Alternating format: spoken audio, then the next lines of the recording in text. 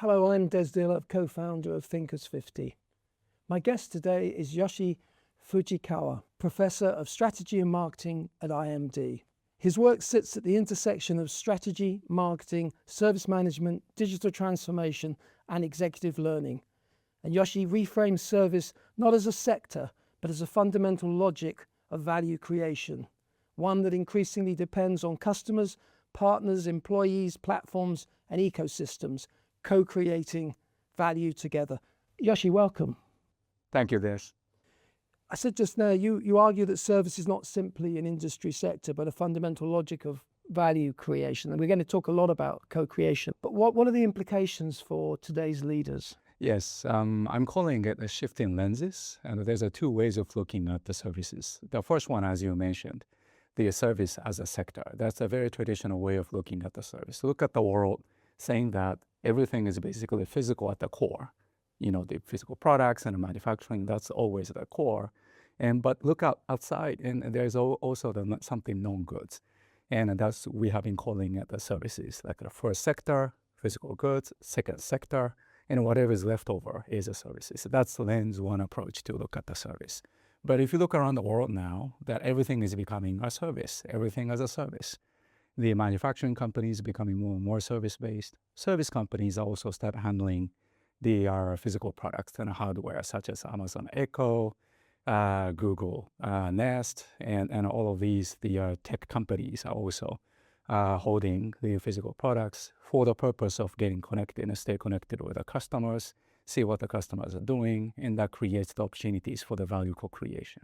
So implications for the leaders, that this shifting lenses opens up the opportunities for them to find, detect, and then also seize those opportunities for the value co-creation. So, C.K. Prahalad, who was a great inspiration for Thinkers 50. Yeah, absolutely. Yeah. So whenever I hear the word co-creation, I always think of C.K. But I mean, he was talking about it, 10, 15 years ago.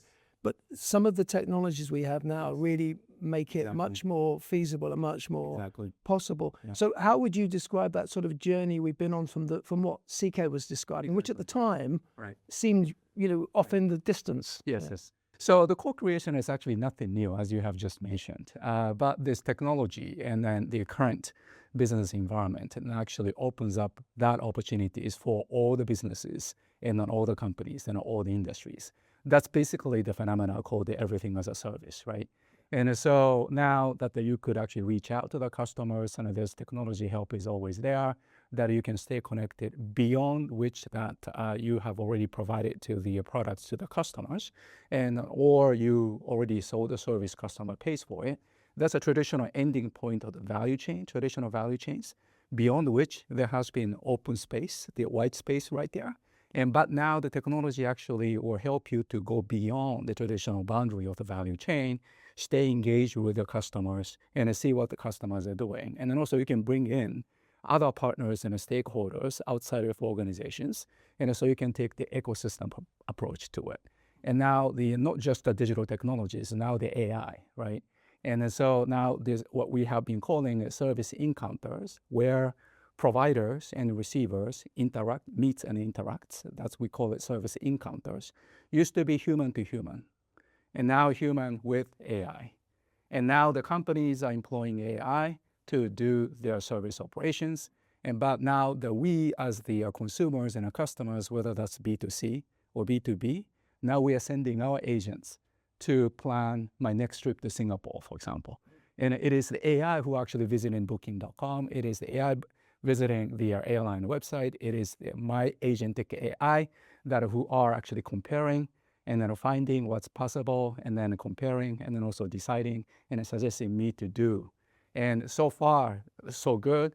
But this also kind of challenges the leaders to how to think about the value co-creation going forward. Well, so you're professor of strategy and marketing. So let's take the marketing part. And I know those two things are increasingly intertwined. It's harder to separate. But taking the marketing, what you're describing is a world where we're no longer necessarily marketing to human beings.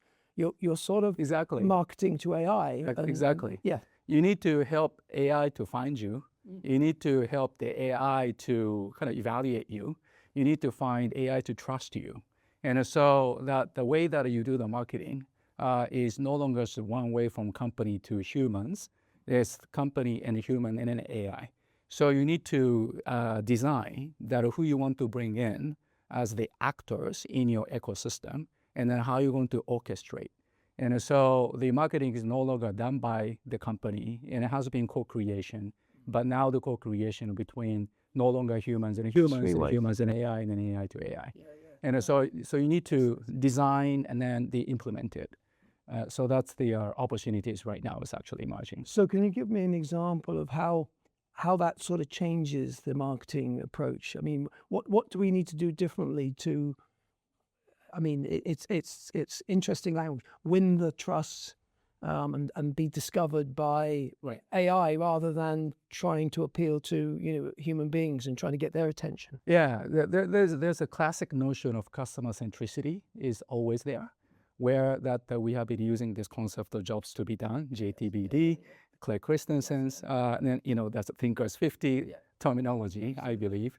And so whatever you do is basically at the end of the day is for the purpose of the jobs to be done as a North Star. And now, going back to our discussion earlier, now technologies help and then everything was going on with AI. Now that you could actually get the jobs to be done, actually get done. So jobs to be done as a concept from the marketing perspective is up to the point of purchase or up to the point of sales. So which is traditional ending point of the value chain. Well, to some extent, that was job done. It's kind of promise, right? Yeah, exactly. But when exactly that the job actually get done is actually through the usage stage of, so that's beyond the traditional value chain. We call it value constellation space. And here that you need to make sure that the customer is actually using your product and then customers are using your service. And those usage opens up the opportunities for you to co-create because usage generates the data with the technology. And then that data help you to run the analytics and then get back to your customers and other stakeholders who may helping the customer's job actually get done in the value in use. So we call it a value in exchange and a value in use. Value in exchange is when the customer pays for it. That's when the value is to be maximized through the market exchange. Again, that brings us back to the traditional ending point of the value chain. Value in use is always to be co-created through the usage stage of the customers. And so this is the opportunity that now that the value co-creation is actually taking the new shape. So if I'm understanding you correctly, I mean, the job to be done, as far as the customer is concerned, could evolve over time. And if you're tracking their changing needs, at the point of purchase, they may have had one job to be done. Right. But during the lifetime experience of using the using the service or the product, it could be that changes. And if you're tracking them and if you've got the analytics, you will see and be able to respond to the new job to be done. Right. So now the jobs to be done is kind of like dynamically evolving in both sides. I mean, the jobs to be done for the customers, jobs to be done actually get done in the process of your operation. And so now the jobs to be done is not just kind of static promise at the point of sales and a point of purchase. Now jobs to be done is kind of dynamically changing picture, kind of like a moving target of it. But that moving target is co-created by customers and your actors, whoever that you're bringing in an ecosystem, and then yourself. So the challenge for the leaders is now you need to orchestrate this much bigger picture of no longer just a value chain of your single entity. And now you need to orchestrate the value constellation, just like look at the night sky, connecting stars and stars, making meaning out of it. That's a constellation. And so that's what you are now actually tasked to do. But that's actually a great task, an exciting task to do as a leader. And so that's how I see it from the service innovation perspective. And CK will have been so excited by the possibilities now. I could just see his face lighting up. Okay, we talked a little bit about the marketing side. What does this mean for strategy? Mm-hmm. What does it mean for the nature of competitive advantage, if you like? if you're the CEO or Sure. you're trying to direct the future of an organization, Yeah. how does this change strategy? Right. So the strategy is always for long-term, sustainable, superior profit, right? And so strategy is not just for pursuing profit for the short term. It's actually for making it sustainable, not for the environmental sense, but they are sustainable in terms of the competitive sense, and then also superior, which is above the average of the industry structure. And so how this approach would help the strategy to actually make a difference is now the strategy need to incorporate and the value co-creation approach. And it's no longer that you're competing head to head through for the value in exchange, but the value co-creation in the form of the value in use is now possible. And that's where the differentiation is coming in. And because the AI is going to become pretty much commoditized as a tool, but the AI as an actor in an ecosystem help you to build the trust and help you to build the relationship with your customers and other stakeholders. That's what it's going to stay as the source of your competitive advantage. And so combining the service management approach in terms of the service innovation integrated into service, the strategy will help you to make your strategy even more sustaining, and your long-term profit is even more sustaining, and then also superior to the industry average, which is competitors. I mean, obviously, for a number of years now, we've witnessed how organizations like Apple encourage us to join the Apple ecosystem. Yes. You buy one Apple product, Yeah. and then there's a kind of an inbuilt logic. Well, I might as well go all Apple, Right. because I know that they're going to talk to each other nicely and play nicely together. Right. So we've had this kind of ecosystem strategy for Right. a while. We used to see it a little bit a lot with the software companies. How different is this world that you're describing, the sort of AI enhanced and enabled work? How will that change what we as customers experience in terms of, which products and ecosystems we choose to be part of? Yeah, so it's interesting world right now. The companies are competing, ecosystems competing with other ecosystem, and there's some of the industries that the customers are very much easily switching across each other, right? Whether you're using Uber today, or the Lyft, or other the platform that the companies are building the ecosystem. And then none of us wants to be just confined into just one ecosystem, right? And because we are always fearing about how much that we're actually getting exploited, and from that's basically trust issue of the ecosystem. And so now the ecosystem used to be it's only kind of possible for a tech firm who operates in terms of the platform as a means to build the ecosystem. But now, though, that you don't have to be the platformer to become the ecosystem builder. So, for example, the Philips, right? The Sonicare, the toothbrush, which I have just used this morning, and now the Sonicare toothbrush, and now comes with the app. And this app kind of evaluate in real time how I'm actually brushing my teeth, and most of my actions of the brushing the teeth is unconscious. That makes it kind of conscious part of what I do then every day, and then also that stores the data, and then that runs analytics, and then that gives a lot of different kinds of advice. And then this data can be shared with the service providers such as dentists, and then other product providers, and so that Philips can build the ecosystem around the toothbrush, right? And so who thought about 20, 30 years ago, toothbrush can become an ecosystem? And now the Nestle, just down the street, that they are doing the pet food business called the Purina, right? The Nestle Purina. Now the dog food and pet food is just a product selling marketing businesses in B2C and probably sometimes in B2B. But now this dog food and pet food can become the ecosystem as well, because they're going back to this job to be done. The reason why that you are selecting the Purina versus the other competitors' product is the Purina comes with this app that basically help me to become the better pet owner, become better father and mother of the pet that I have, and because this helped me that to manage that what are the food that I'm providing to my pets. And then also that comes with a lot of different kind of suggestions, and then the sharing knowledge, and then how to become so there's other pet owners also sharing their data, and as well. And the same goes to Nike Run Club, and many of these things are now open up for anyone out there can become the ecosystem builder, which is very different from 20, 30 years ago, where the world is only limited to those people who could actually build their tech platform, and such as Google and Apple and such.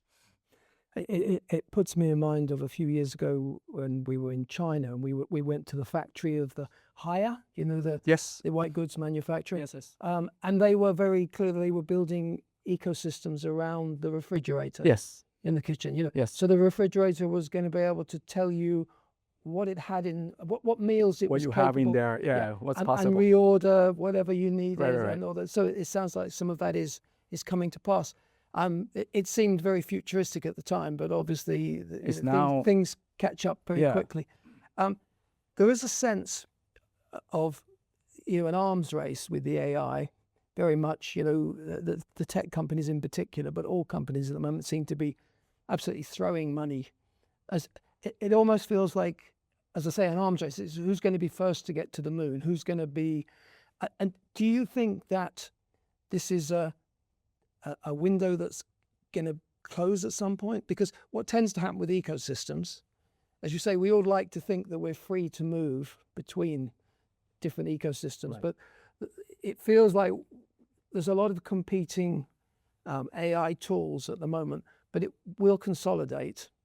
We saw it with the motor car back in the beginning of the 20th century. There were lots and lots of car companies, and then gradually it winnows down to a few giants. Is this window, particularly with AI, is that going to stay permanently open, or will we see this? Are we in a kind of a special moment where it's winner takes all? For the user side of the technology, from a strategy point of view, right.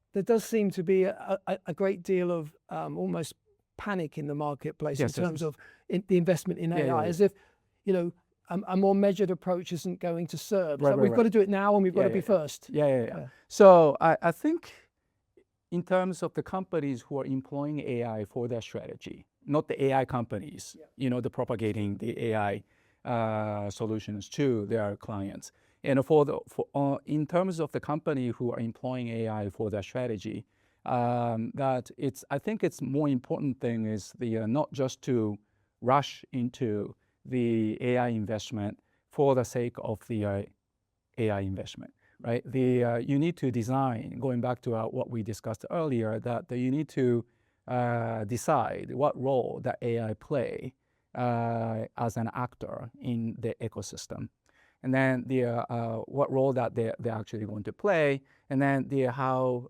you're going to do the resource integration, as we call it.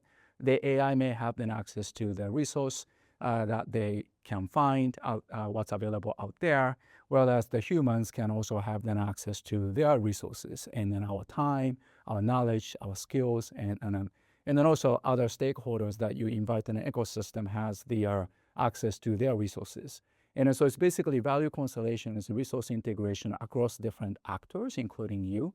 And so when it comes to your question, going back to your question, that what role that you want to assign the AI to play in this ecosystem is far more important thing to compare to rush into the AI investment for the sake of just expanding the investment and for that. So I think what we need to really worrying about is more about the ecosystem design too, from my perspective, rather than just how to invest AI for the future. This is fascinating stuff, and I could happily sit here and talk to you for hours, but we are running out of time. Yeah. And I do want to ask you a final question. The 2026 Thinkers 50 London Summit is taking place, as we've sort of hinted at obviously at a moment of technological disruption and institutional uncertainty. What kind of leadership mindset is needed now? And what would be your advice to? We're bringing together some of the world's leading management thinkers, but also our new Leaders 50 list they're going to convene together for the first time at the 2026 Thinkers 50 event. So there'll be leaders in the room and there'll be thinkers in the room. What would your advice be to the leaders, and how should they approach this brave new world? What sort of mindset is needed to really take advantage of these opportunities? I would start with the very, very classic mindset, which is the customer centricity again. So the customer's jobs to be done is always North Star, that it not want to be changing. And that's, from my perspective, that's how the world actually operates. And so the customer job to be done, although it could be dynamically changing, as we discussed earlier, is always a North Star. And now, how to get there? By redesigning orchestration and of the value co-creation in multiple actor ecosystem.